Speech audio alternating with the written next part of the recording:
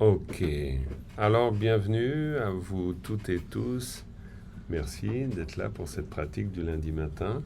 Alors, c'est drôle parce qu'ici, à la Maison Verte, dans la maison du quartier des Grottes, il y a eu la fête ce week-end, une magnifique fête. D'ailleurs, Anna, qui est ici présente, a chanté. C'était flamenco. Tout le quartier, c'était tout le quartier qui a fêté. Donc voilà, donc on est dans les reliefs de la fête, en fait. Donc, il y a une partie de la salle où on ne pourrait pas vraiment être assis maintenant. Donc c'est bien, ça nous apprend à méditer dans toutes les conditions, il n'y a pas de doute. Et puis en même temps, c'est pas mal parce que ça fait penser à un fameux titre, Après l'éveil, la vaisselle.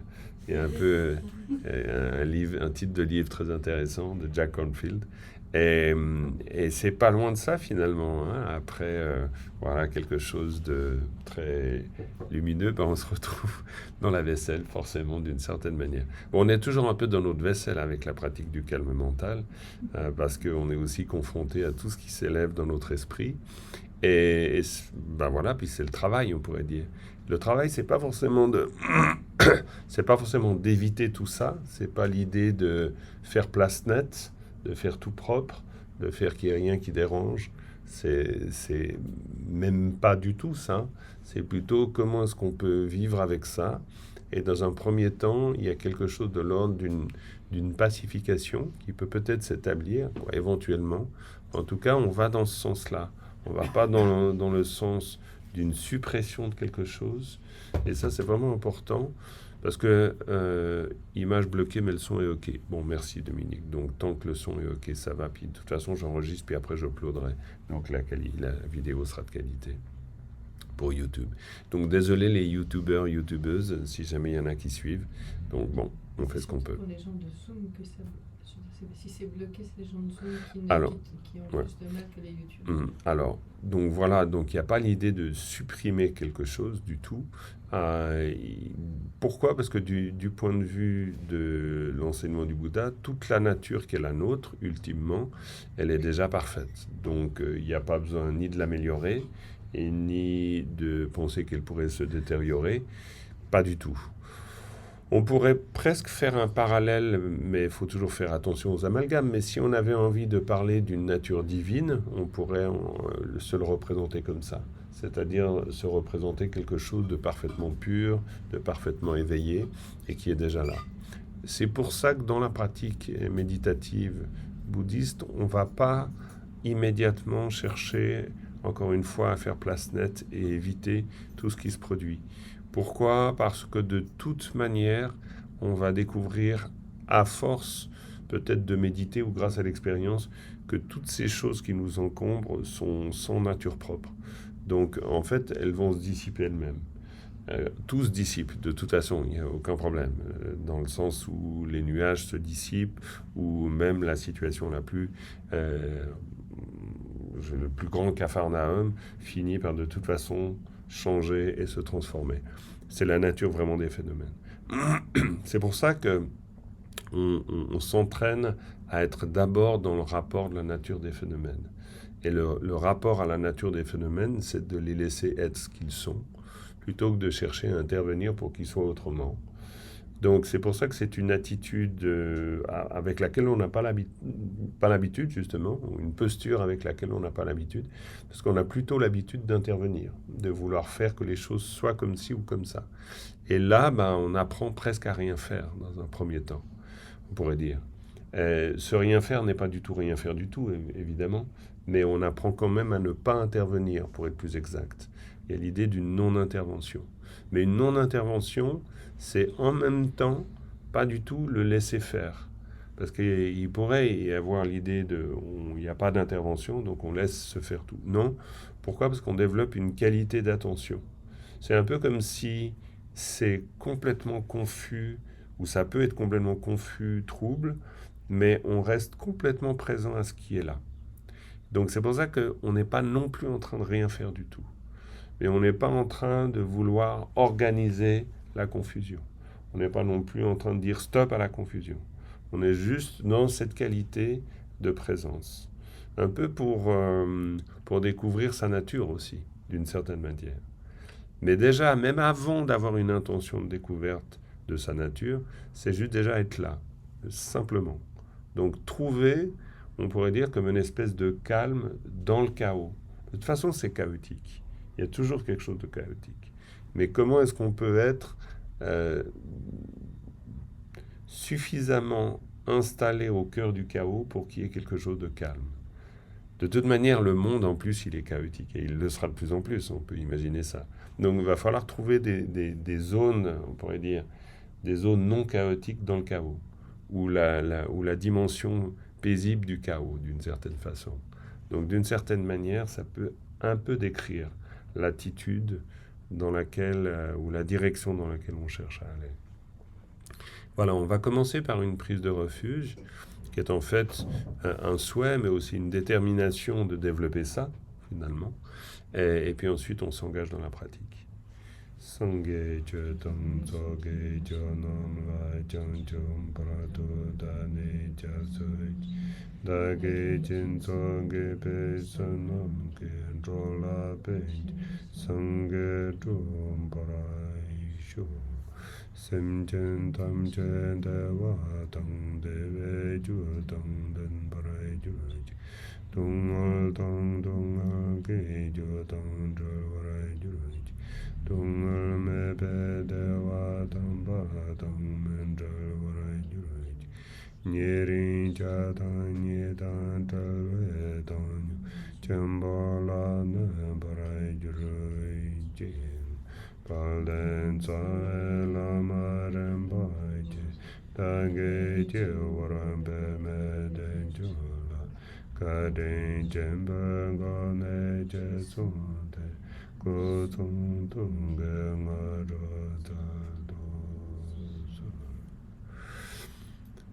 voilà, donc nous méditons en revenant simplement. Il n'y a pas de jugement particulier que l'on doive poser sur ce qui se produit, juste conscience de ce qui se produit et revenir à, on pourrait dire, cet état présent qui observe sans être non plus focalisé sur un objet, mais juste dans cette qualité de présence. En fait, comme être ici en pleine lucidité, d'une certaine manière.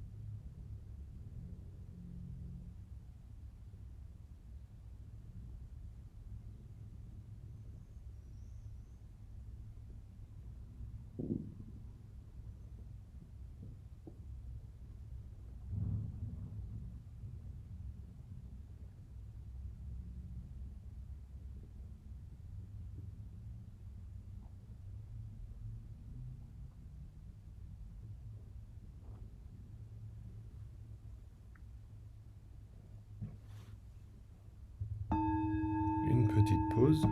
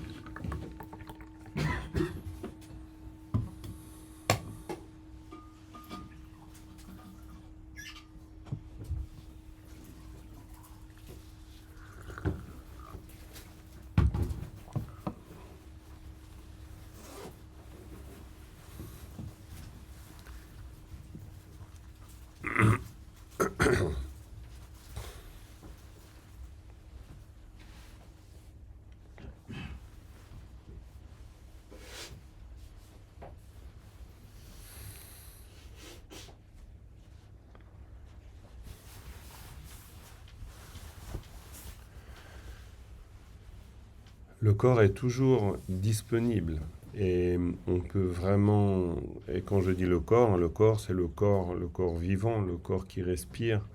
Et donc ce corps qui respire, il est présent à chaque instant, toujours, et il l'est d'une manière très non conceptuelle en fait, très naturellement. Euh, Nous, ben voilà, on intervient beaucoup avec notre conscience mentale, il n'y a pas de doute.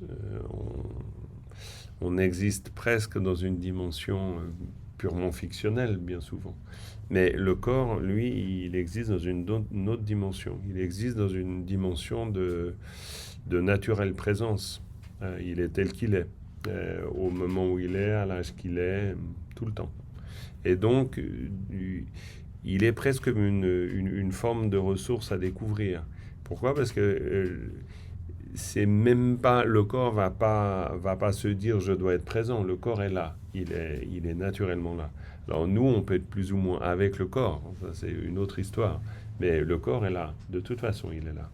Il y a quelque chose de disponible. De la même manière, la respiration est toujours disponible, elle est tout le temps là.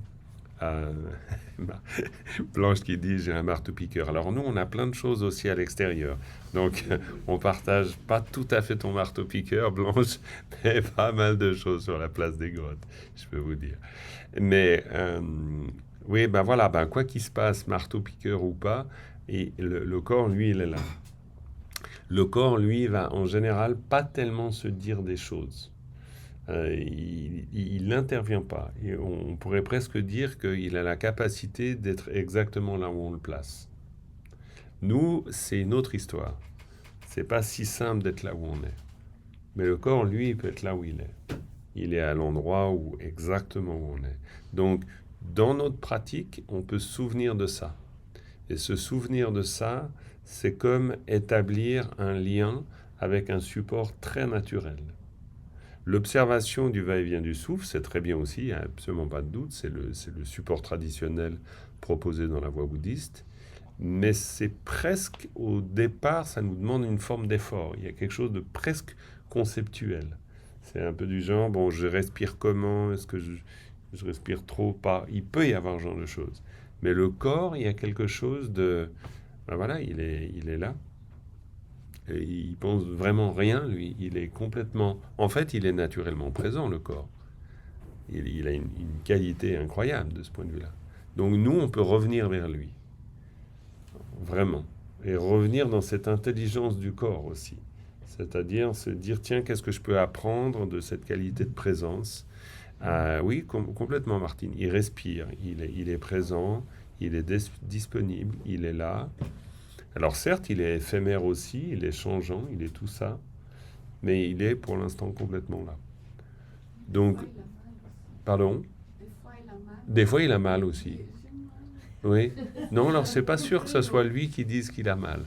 C'est peut-être nous qui disons. Bon, il C'est- fait quand même sentir qu'il Non, non, mais il fait sentir. Non, non, mais évidemment, on a des interactions avec le corps, c'est certain. Et puis, il y a parfois une posture. D'ailleurs, et c'est très, très juste, Rosario. Si tout à coup, la posture méditative est trop pénible, il faut faire attention. Parce que justement, dans ce cas-là, du coup, il peut y avoir l'intervention de notre conscience mentale qui, elle, va évidemment vivre avec plus ou moins de bonheur les états du corps.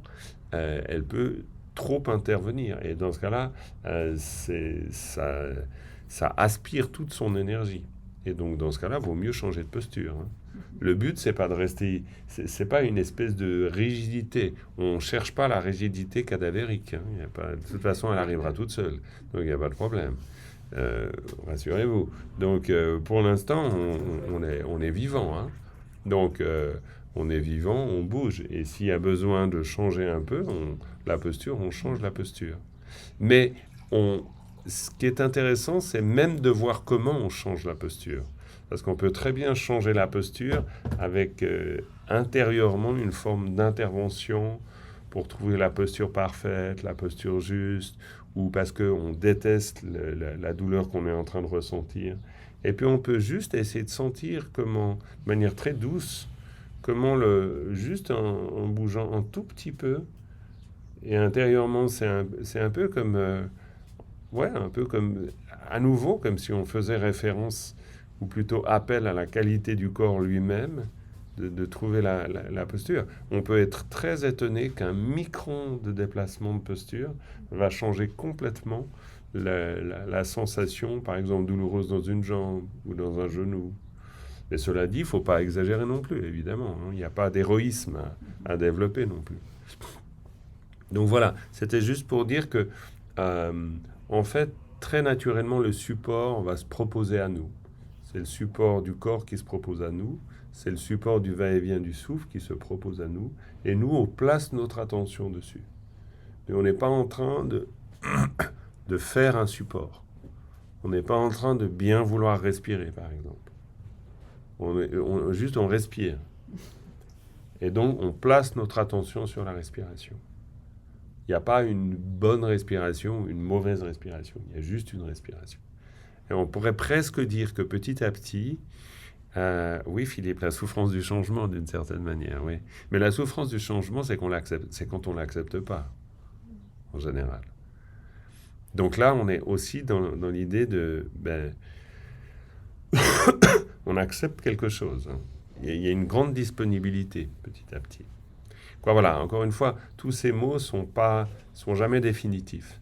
C'est plutôt toujours des tentatives d'encourager l'expérience.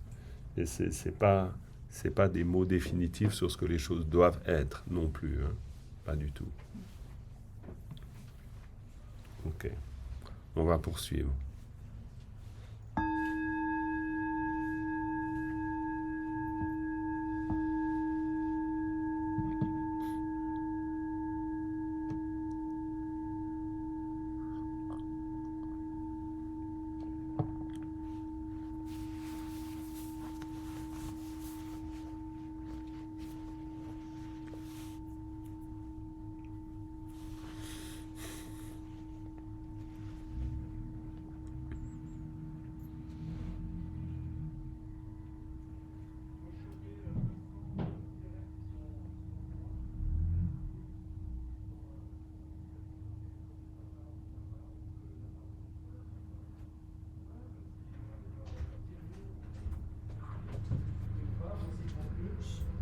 Si ok, on l'envoie dans.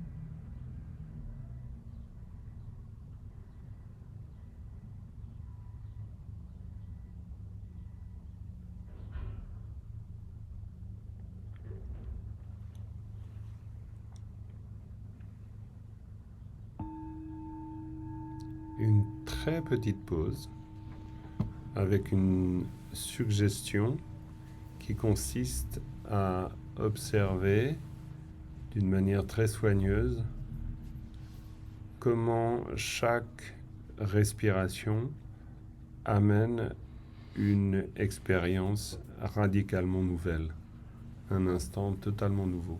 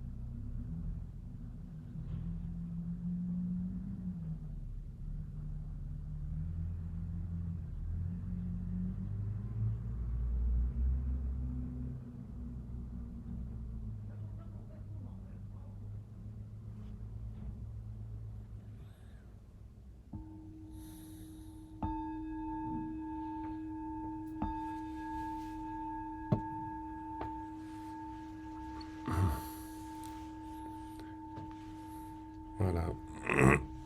On est au terme de cette session. Cette idée de radicalement nouveau, c'est pas, c'est pas du tout l'idée que cela a une valeur positive en soi. C'est juste la nature des choses.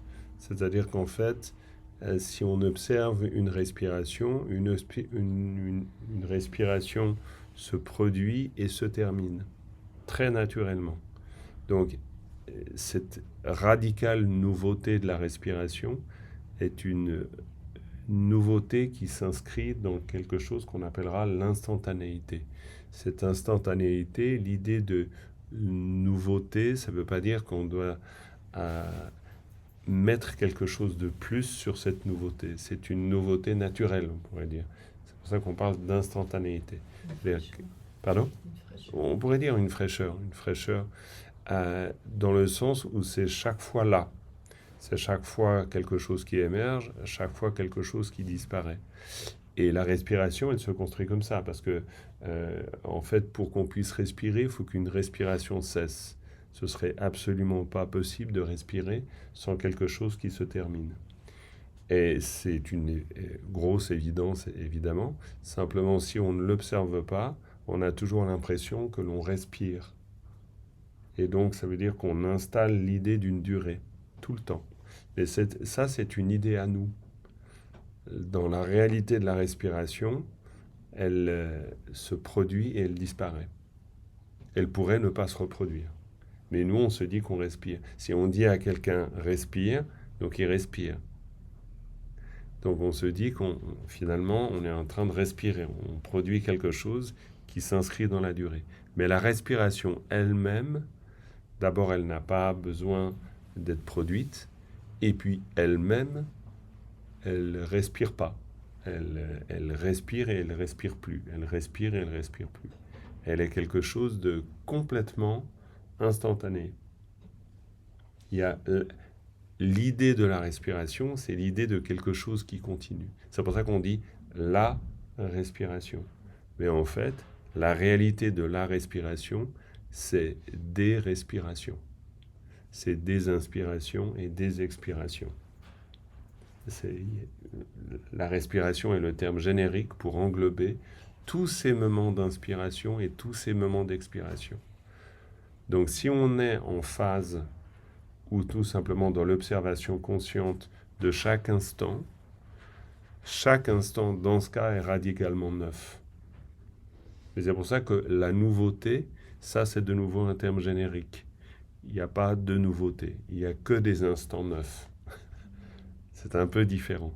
C'est pour ça que l'idée, c'est de placer son attention sur ces instants qui se produisent et qui disparaissent. Et petit à petit, du coup, on sort de l'épaisseur de l'histoire dans laquelle on s'inscrit. Il y a quelque chose qui peut être redécouvert dans cette apparition-disparition. Apparition-disparition. Et en fait, on va se rendre compte que la réalité pleine et entière se produit et disparaît tout le temps. Que par exemple, un bruit, quand on dit un bruit, c'est que de la même manière, on dit une respiration.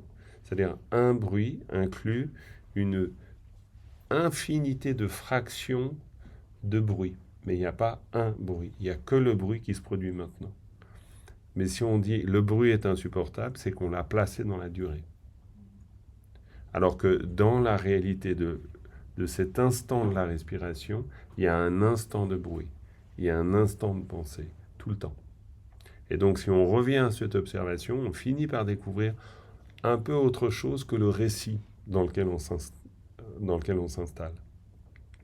Et que l'on va plaquer sur l'expérience, en fait. Donc c'était ça l'idée.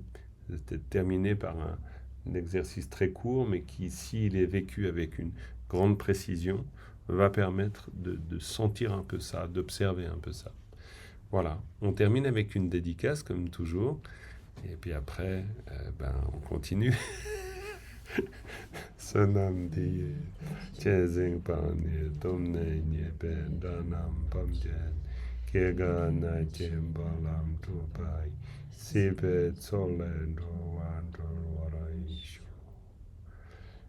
Merci beaucoup. Merci. Et puis merci à vous. Je vous souhaite une très bonne journée. J'espère que la connexion ce matin a été, il me semble. De toute façon, voilà, c'était comme c'était aussi. Sans images, oui. Ok, très bien. Prenez bien soin de vous. À bientôt. Oui. Bye. Bye.